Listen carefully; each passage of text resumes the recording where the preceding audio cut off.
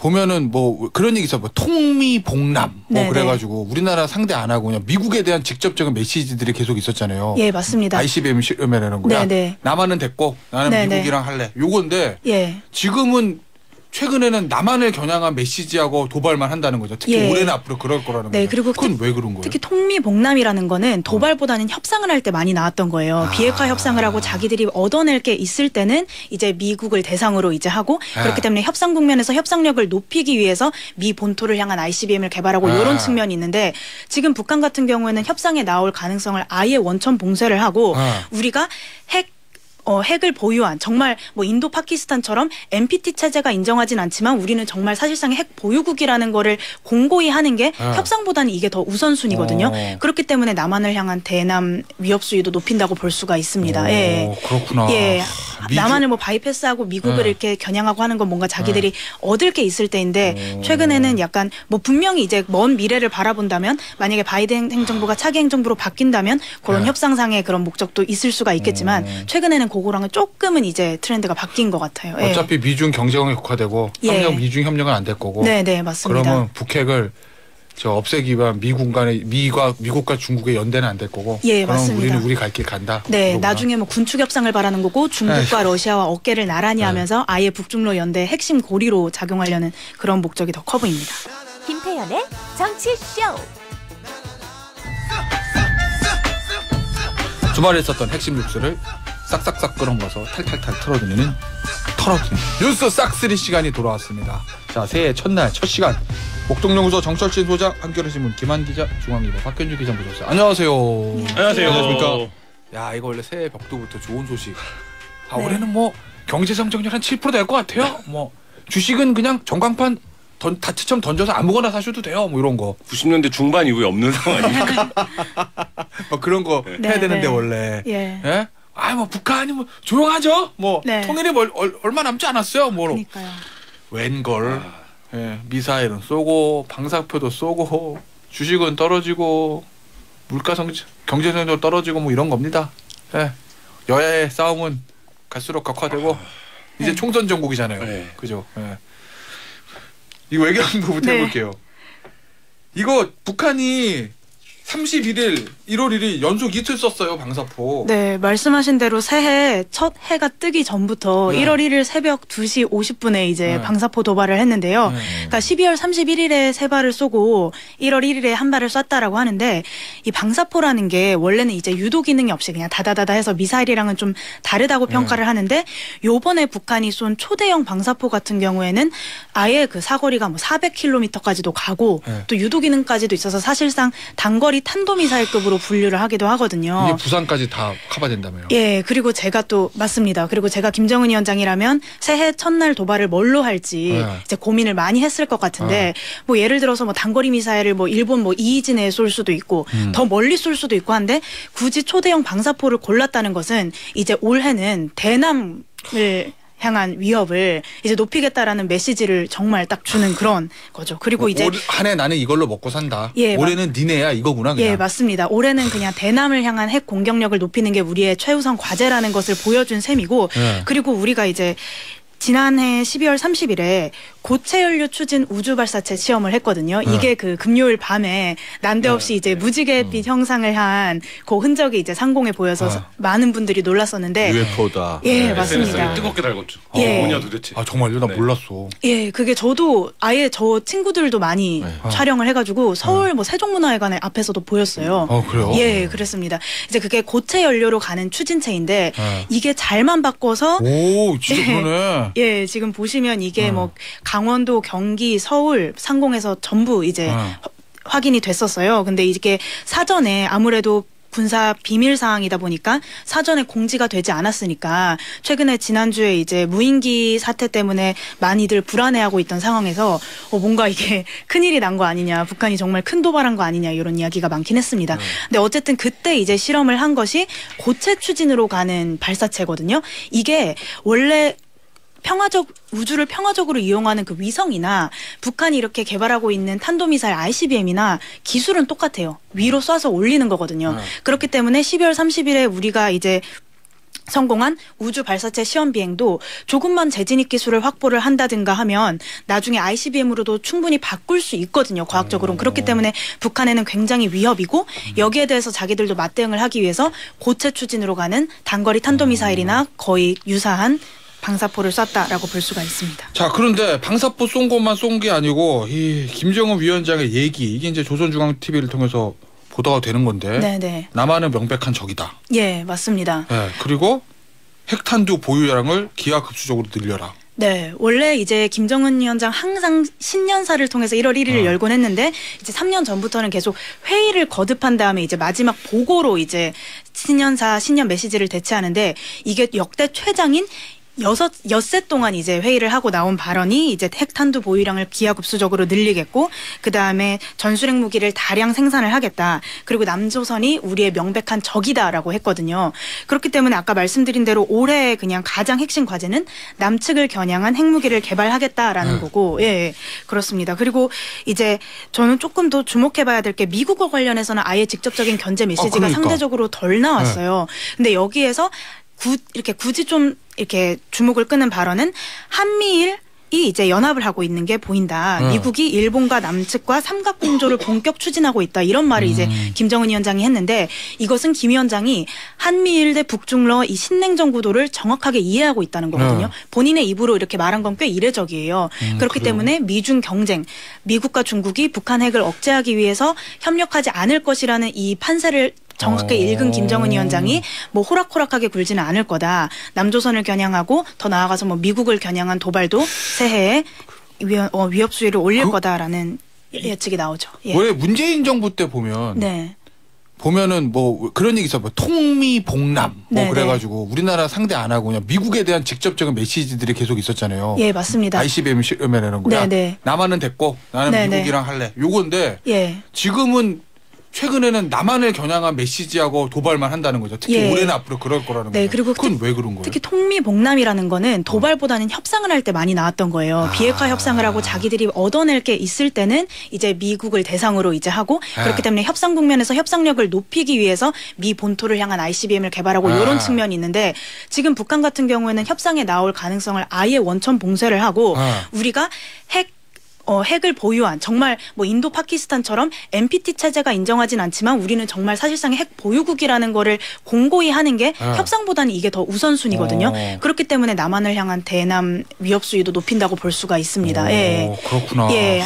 남한을 뭐 바이패스하고 미국을 이렇게 겨냥하고 하는 건 뭔가 자기들이 얻을 게 있을 때인데 최근에는 약간 뭐 분명히 이제 먼 미래를 바라본다면 만약에 바이든 행정부가 차기 행정부로 바뀐다면 그런 협상상의 그런 목적도 있을 수가 있겠지만 최근에는 그거랑은 조금은 이제 트렌드가 바뀐 것 같아요. 예. 어차피 미중 경쟁이 국화되고 예. 미중 협력은 안 될 거고. 네, 맞습니다. 그러면 북핵을 없애기 위한 미국과 중국의 연대는 안 될 거고. 예, 그럼 맞습니다. 우리는 우리 갈 길 간다. 네, 이거구나. 나중에 뭐 군축 협상을 바라는 거고 중국과 러시아와 어깨를 나란히 하면서 아예 북중러 연대 핵심 고리로 작용하려는 그런 목적이 더 커 보입니다. 알겠습니다. 요거 한 두 개만 더 짚어보죠. 네. 북한 무인기 도발 네. 지난주에 계속 이어졌는데 네. 이거 관련해서 박 기자가 제일 중요하게 보는 게 뭐 있어요? 그래서 저도 지난주에 원래 외교부에 이렇게 앉아 있다가 지난주 내내 국방부에 있었는데요. 예. 그래요? 이게 네. 보니까 정말 이 군사 기술적으로 보면 잡기가 굉장히 힘든 거는 사실이에요. 그래서 국가안보실이 파리에 비유한 게 적절하다고는 생각하지는 않지만 어쨌든 정말 대포로 파리를 때려잡는 것만큼 이 날개를 기준으로 2m인데다가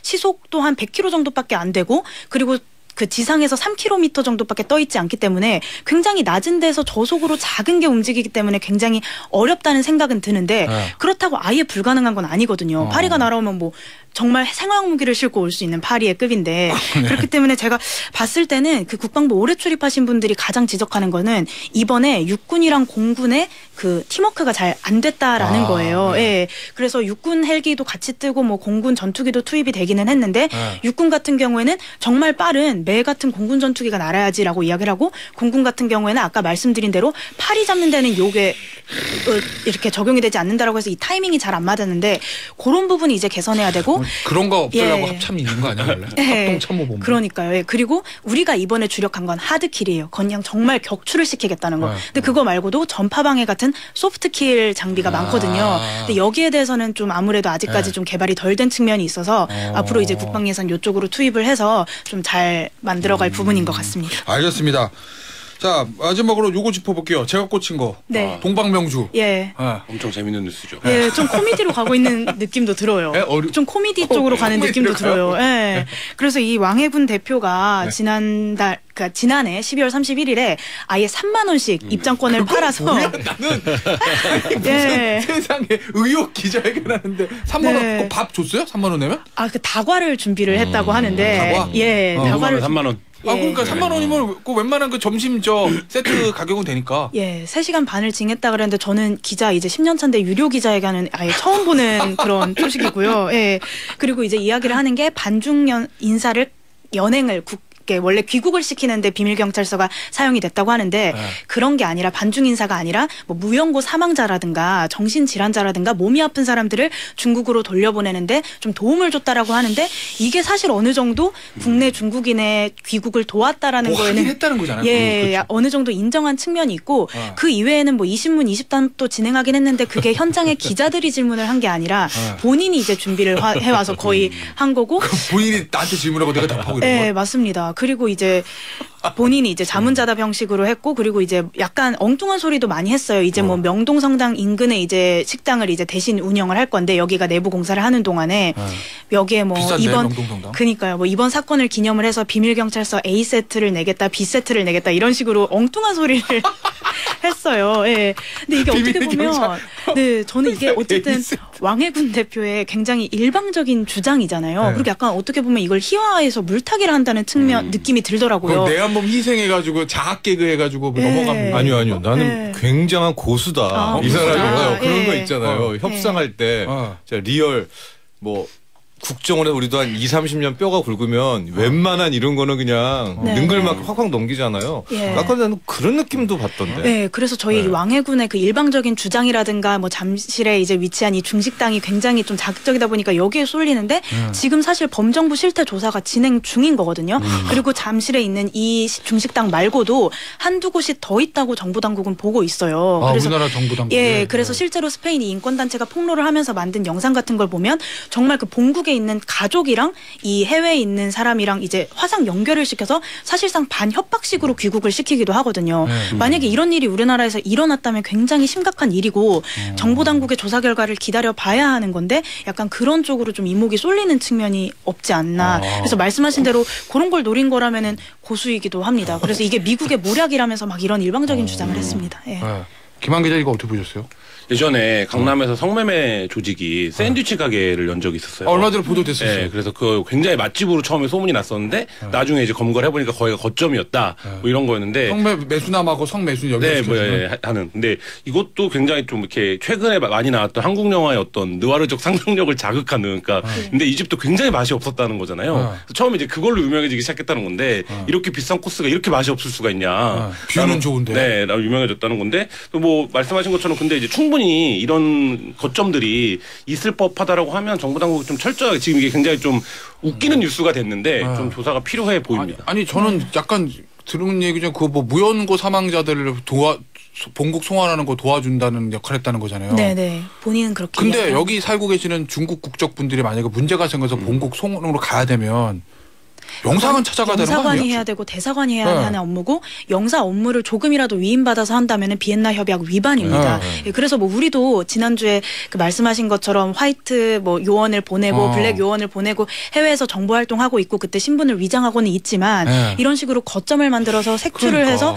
영사 업무까지 관여를 한다는 건 이건 큰 문제죠. 뭔가 업무를 했다는 거잖아요. 예. 그게 문제가 있는 거 아닌가?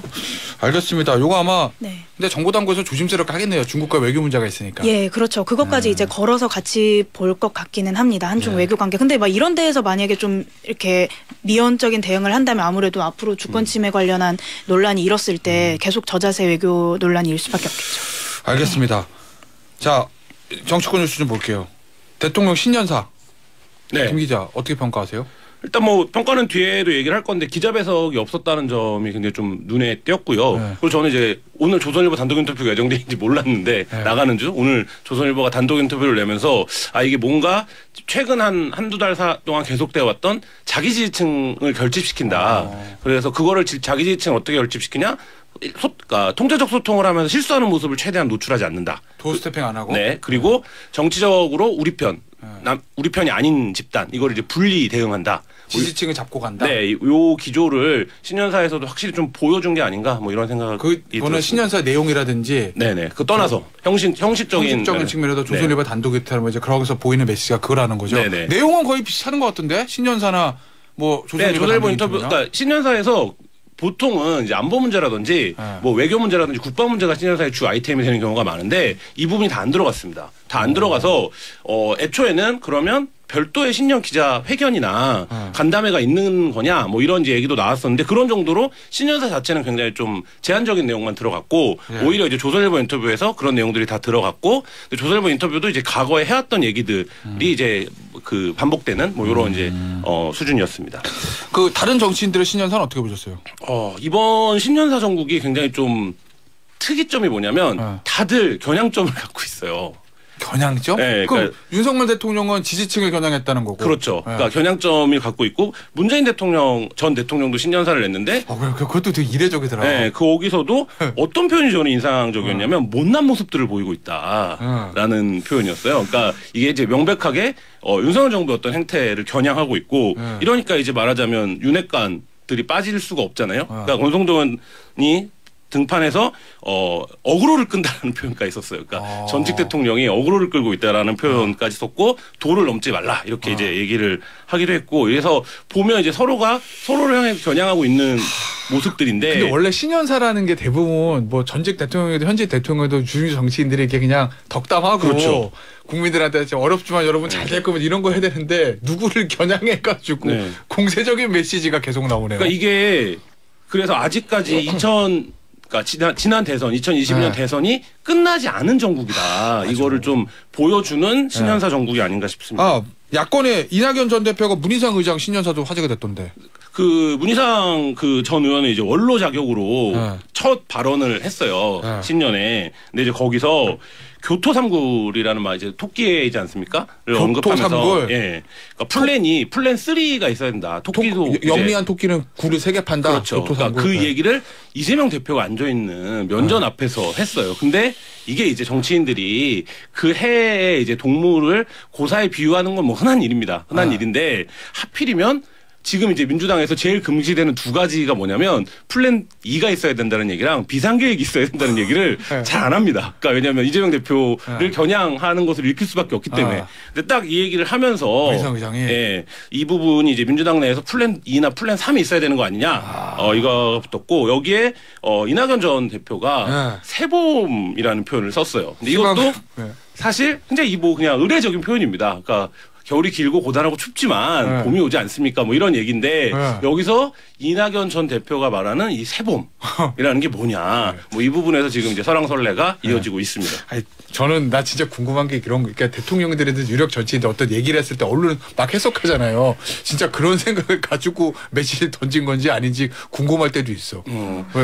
제가 볼 때 문희상 의원은 민주당 내에서도 굉장히 이제 예를 들면 전략, 수 이런 거에 능한 의원으로 평가가 되기 때문에 이 얘기는 분명히 메시지가 있는 것 같고 근데 이낙연 대표의 메시지는 그거에 비해서는 이제 좀 이제 말씀하신 덕담에 가까운 얘기인데 여기서 이제 이 세봄이라는 단어가 지금 그러니까 그만큼 이건 역설적으로 얘기하면 이재명 대표를 둘러싼 수사 상황이 민주당 내에서 예민하게 보고 있다라는 얘기고 또 한 가지는 어제 SBS 그 여론조사에서도 좀 입증이 됐는데 뭐냐면 윤석열 정부의 부정적이면서 이재명 대표에 대한 수사에 찬성하는 층이 굉장히 두껍게 있습니다. 실제로. 그러니까 이거는 국민의힘과 민주당의 지지율보다 훨씬 높아요. 이 층이. 그러면 결국 이 정치적 수요가 있다라는 거거든요. 그러니까 윤석열 정부는 잘 못하는 것 같아. 근데 지금 이재명 체제의 민주당도 마음에 들지 않아. 라는 층. 이 층을 결국엔 국민의힘에서 지금 견인할 수는 없는 거거든요. 정권 이제 초기이기 때문에. 그럼 민주당 내에 누군가가 이 층을 견인할 수 있는 리더십이 있다면 지금보다 훨씬 더 확장할 수 있다라는 생각을 이제 그러니까 이재명 대표에 대한 수사 여부와는 별개로 또 해볼 수 있는 그런 시점이기도 하죠. 저는 이번에 신년사에서 3대 개혁을 또 언급을 했잖아요. 대통령이. 그래서 좀 올 한 해가 궁금하기도 합니다. 왜냐하면 3대 개혁이라는 게 레토릭으로도 많이 하지만 윤석열 대통령은 이때까지 계속 이야기를 하고 있거든요. 그 3대 개혁이라는 게 뭐 우리가 잘 알고 있는 노동개혁, 연금개혁, 그다음 교육개혁이잖아요. 다 입법사항인데. 근데 다 셋 다 상대와 정치적 수가 있습니다.